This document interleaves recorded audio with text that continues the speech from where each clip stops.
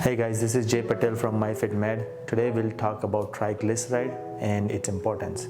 We see a lot of patients coming in for weight loss that has elevated triglyceride level. Triglyceride stores unused calorie and provide our body with energy when it's needed. Triglyceride is a type of lipid that circulates in our bloodstream, and usually it's part of the cholesterol panel on the lab test. We see a lot of patients that has only elevated triglyceride level but has normal cholesterol level. So the question is, why do high triglyceride matters? Elevated triglyceride can contribute to the hardening of arteries or thickening of artery wall, which is also called as arteriosclerosis. Arteriosclerosis increases the risk of stroke, heart attack, and other cardiovascular diseases. Extremely high level of triglyceride can also cause inflammation of pancreas, which is acute pancreatitis.